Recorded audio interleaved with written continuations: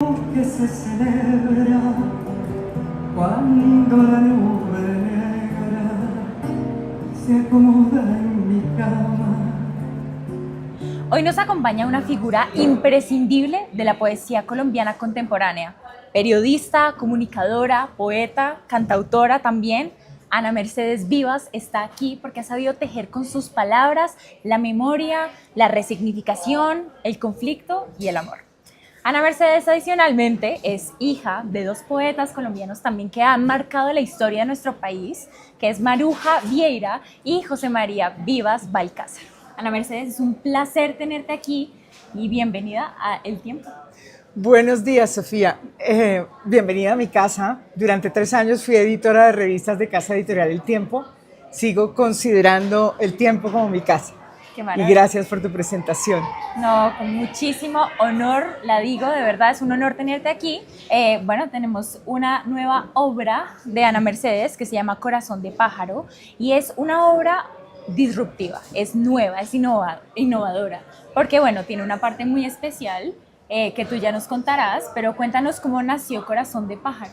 Corazón de Pájaro nació en realidad en la pandemia, en el 2020, y pretende tener ese diálogo que yo amo entre poesía y canción.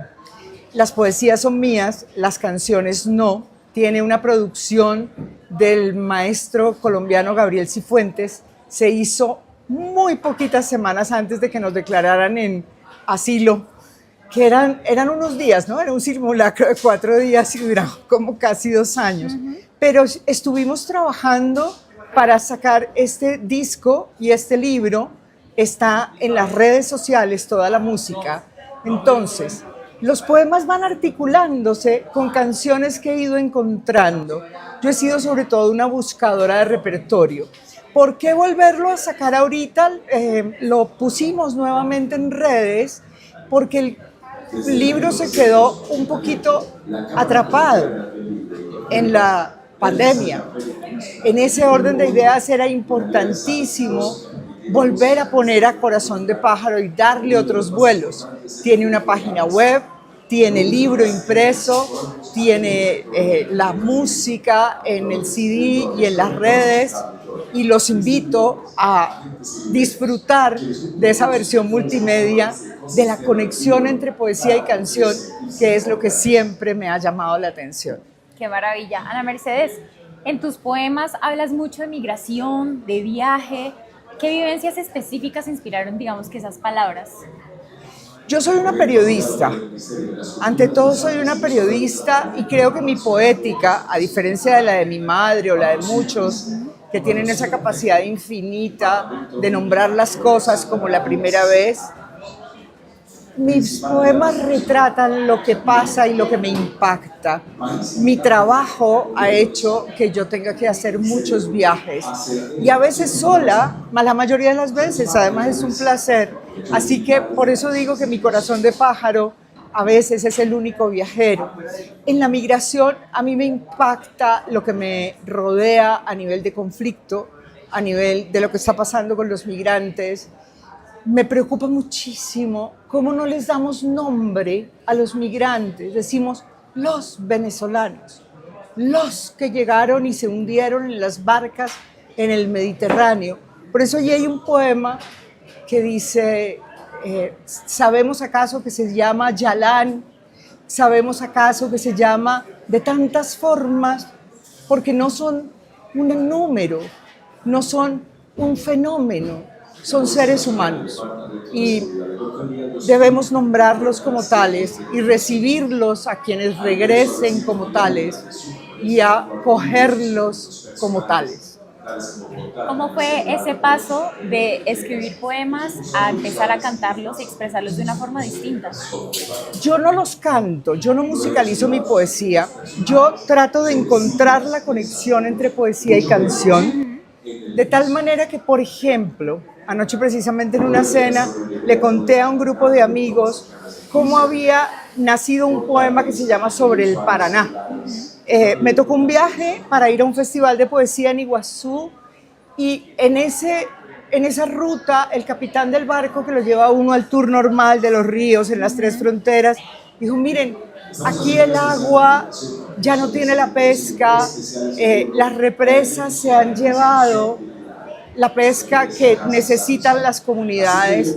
Yo escribí ese poema que me dice que se llevaron los camalotes y el río ya no tiene, ya buscan los pescadores su alimento, con la sorpresa de no encontrarlo en el río, más o menos. Y luego me encuentro un texto maravilloso, una canción maravillosa de quien dicen que es el gran poeta de la trova rosarina, que se llama Jorge van der Morle. Y Jorge van der Morle tiene una canción que se llama Oración del Remanso. Y la Oración del Remanso es exactamente eso. Hay un lugar en el Paraná que se llama el Remanso Valerio, no lo conozco, pero hay un gran Cristo de las redes al que los pescadores, frente al hecho de que ya no encuentran la pesca, además le entregan su viaje. Entonces, Cristo de las redes, no nos abandones y en los espineles haz que encuentre tus dones. Eso es lo que hago, tejer la poesía mía, dicha, no musicalizada, con canciones que las voy encontrando. Eso es Corazón de Pájaro. Lo que tendremos en feria el viernes a las 4 es otro proyecto que se llama Cantar la Poesía. Y si quieres conversamos de ese en un momento. Perfecto. ¿Cómo fue crecer en un entorno de poesía pura? Tu papá era poeta, tu madre también lo fue. Yo empiezo a trabajar desde muy joven. Formé parte del kinder de Plinio en Semana. Yo estoy en las 3 primeras revistas arranco yo como coordinadora de redacción de Semana a los 22 años. Entonces, sí es una vida de poesía, pero es una vida, que es algo que me encanta de Luis García Montero también. Es una vida en donde Maruja me enseñó, y ya digo por qué lo de García Montero, como Machado, que el poeta tiene que decir: al cabo nada os debo, me debéis cuanto escrito. A mi trabajo acudo, con mi dinero pago, el traje que me cubre y la mansión que habito, el pan que me alimenta y el lecho en donde yago. Luis García Montero decía que su palabra, dice a veces en las entrevistas, que su palabra favorita es despertador. Y yo le pregunté: maestro, ¿por qué? Dice: porque me recuerda a Machado, porque hay que trabajar para llegar a fin de mes. Y eso también me lo enseñó Maruja. Entonces, sí, la vida de poesía, sí, pero la poesía que piensa en una postura, Maruja también la tenía, muy fuerte, con una poética muchísimo más fina quizás que la mía. Tiene un poema que yo amo que se llama Sara, sobre un niño que ella ve en una nota periodística, sobre un niño sirio. Y dice: un niño toca la flauta, busca su hermanita, lo ve con su sombrerito azul. ¿Dónde está su madre? ¿Cómo podremos encontrarla? Es algo así. Perdonen que yo no me sé nada de memoria, ni lo mío tampoco. Pero un poco hacia donde voy es eso. Era periodista, docente, sus alumnos, la huella que dejó. En este momento que ha pasado año y medio, todavía me cuesta encontrar tanta gente sobre la que dejó huella. Eso también te lo enseña. En la vida hay que pasar por la vida no pensando solamente en uno, el artista, no. Maruja hizo la generación de poetas jóvenes de este país. Hay que escuchar, por ejemplo, lo que dice de Maruja María Gómez Lara. Yo recuerdo a María llegando con Patricia a mi casa, María con sus cachumbos, divina, muy jovencita, con unas medias rojas, su mochila llena de papeles. Le muestra a mi mamá. Mi mamá le dice: niña, aquí hay un libro.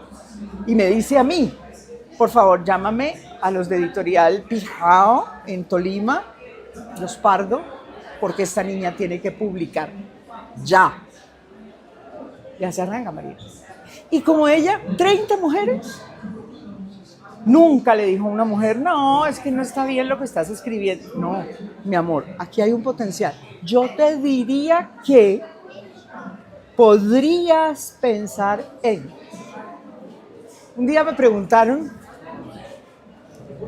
cómo estaría Maruja en el cielo. Les dije: no, ella ya tiene formadas a las 11.000 vírgenes. diciéndoles quién va a ser ingeniera, quién va a ser maestra, dónde está la abogada. Lo de la virginidad, muchachas, ya está como reinventado. Entonces, eso estará haciendo Maru. Yo quería preguntarte e irnos un poco más hacia el título de esta obra. ¿Por qué Corazón de pájaro?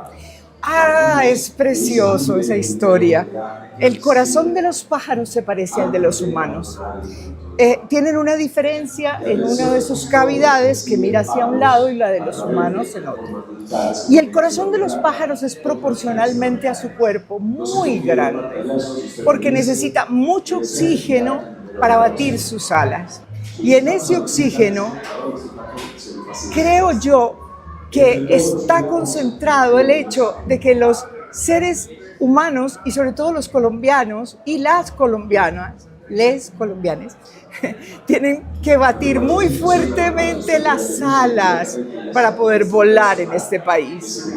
Tenemos muchos corazones de pájaro. Eso es parte de lo que pasa también con lo que yo quiero hacer. Yo tengo un Instagram que se llama Corazón de Pájaro AMB y yo quisiera en algún momento que allí no estén solamente las cosas mías, sino de otras canciones, de otros poetas, de otros artistas, de otros fotógrafos que puedan apoyar esos vuelos, contribuir con sus vuelos, contar que no solamente somos un país biodiverso porque tenemos esa variedad infinita de pájaros, sino porque tenemos la gente que tiene corazón de pájaro. Qué maravilloso, está hermoso ese significado. Y ahora yéndonos un poco más, pues sabemos que tú has trabajado en muchos procesos sociales y específicamente con víctimas del conflicto armado. ¿Cómo se fusiona esa esencia de tu trabajo también periodístico? Porque como tú lo decías, no solo eres una poeta, sino que también fuiste y eres periodista en Corazón de Pájaro. Mira, desde hace muchos años estoy dedicada a la comunicación estratégica. Inicialmente fui periodista de varios medios, Casa Editorial entre otros. Y hubo un momento de la vida que llegué como oficial de comunicaciones de UNICEF para América Latina y el Caribe. Venía de 7 años preciosos, porque adoro también a la empresa privada, de ser directora de comunicaciones corporativas de McCann Erickson Publicidad. Pero el trabajo en UNICEF me hizo pensar que yo podía generar una estrategia de una agencia de comunicaciones, que es la mía, que estuviera un poco más dedicada al tema de desarrollo social, de responsabilidad social empresarial. Y eso es lo que he hecho durante estos más de 20 años. Trabajo para la Feria del Libro, he trabajado para organizaciones de Naciones Unidas y en ese tema del conflicto, por ejemplo, también me interesa tanto. Hice un diplomado de narrativa sobre las víctimas para reconstrucción de memoria histórica. Creo que tenemos que ser sensibles a lo que nos está pasando y que los poetas, como bien decía Gabriel Celaya, tienen la posibilidad de tener en la poesía un arma cargada de futuro. Con esto no quiero decir además que necesariamente tengamos que ser políticos, pero sí hay posturas que tenemos que tener. Yo tengo una postura. Tengo una postura sobre las mujeres de la guerra. Ayer me impresionó muchísimo lo que pasó con el desistimiento de Ginette. Muchísimo. Y creo, y perdonen que me emocione, que sí que es el momento que no es hora de callar. Porque no puede ser que un tema como ese tenga que abandonarse porque no hay justicia. Porque son 25 años viéndola sufrir. No puede ser. Entonces, yo tengo en Corazón de Pájaro un poema sobre las mujeres de la guerra, en donde les pregunto cómo se teje, cómo se hace el cosido de las preguntas sin respuesta. Porque no puede ser que sigamos sin respuestas. Y eso me impresiona mucho. Entonces, sumo muchas cosas, sumo la periodista, sumo la comunicadora estratégica que trabaja sobre temas de derechos, pero sobre todo sumo lo que me ocurre a mi alrededor. Ahorita estoy haciendo por temas personales una poética que no está publicada, mucho más intimista, menos exteriorizada. Pero en esta poética también caben una mujer que me encuentro en la Pinacoteca de Sao Paulo, que me dicen que es prostituta y que es preciosa. Me encuentro una mujer en un bar de Nueva York que sé que hubiera podido ser la Alicia en el País de las Maravillas, pero que cuando era pequeña, por ser negra, no le dieron sino el papel de bailarina de claqué.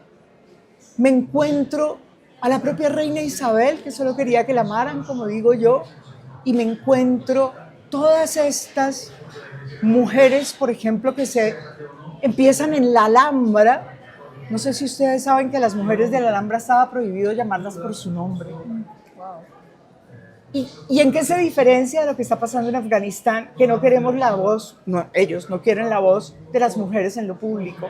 Entonces te vas dando cuenta de que todo, de alguna forma, sigue igual. Y eso hay que decirlo. 100%. Y ahorita que estabas mencionando, pues digamos que esa globalidad de las cosas, tus poemas en sí mismos tienen muchos nombres de lugares, de geografía física y geografía también emocional. ¿Qué papel juegan esos lugares en la poesía? Bueno, sigue siendo el papel de la cronista, casi la cronista de viajes. Y escribir cuando viajo sola es una manera de acompañarme. Eso es muy importante. Pero digamos, decir que estuve en tal parte no es lo importante. Es qué encuentro. ¿Cuál es el ser humano que me encuentro enfrente? O los niños, que también me preocupan mucho. Tengo un poema sobre en Entre la espada y la pared, creo que es otro de mis libros, que se llama Zapato de marca, en donde me compro unos zapatos y tienen un error.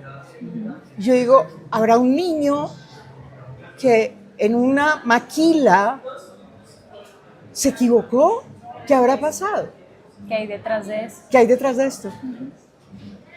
Total, muy mágico. Ya para finalizar, Ana Mercedes, ¿tú qué valor le ves a esa mezcla entre la poesía y el canto? Porque, pues, si bien sabemos, la poesía tiene un origen también en los cánticos. Mira, creo que somos una sociedad en este momento más auditiva que lectora. Entonces, tal cual tú lo dices, esto empezó con los juglares, de castillo en castillo. No había libros. Y yo quiero que siga habiendo libros, pero si somos más auditivos que lectores y más videográficos que lectores de papel, pues tenemos que buscar otras formas de llegar y que la gente no sienta que eso no es, que no es cercano. Ahí está la respuesta. Hay que adaptarse. Por eso Corazón de Pájaro es multimedia. Pues hay un libro impreso, hay un CD en el libro. Claro, en la próxima reedición que yo haga no voy a echar CD. ¿Pero por qué hice CD? Porque yo quería que mujeres como mi mamá, que tenían en ese momento 90 y pico de años, pudiera la enfermera ponerle el CD en la grabadora. Porque es que las señoras no suben a redes sociales. Entonces, pensemos también en la tercera edad. Maravilla, Ana Mercedes, muchas gracias por este espacio, por inspirarnos tanto. Estaremos ahí al frente el viernes 2 de mayo a las 4 de la tarde aquí en Corferias para ver ese espectáculo tuyo. Gracias por ser un legado también en la poesía colombiana. Sofía, gracias por la impresionante información que tienes, por haber hecho esta entrevista, este diálogo, y qué dicha que Casa Editorial El Tiempo tenga personas como ustedes, aquí como nuestra amiga que está en cámara y los colegas que están allí. Muchas gracias a ti. Gracias, Sofía.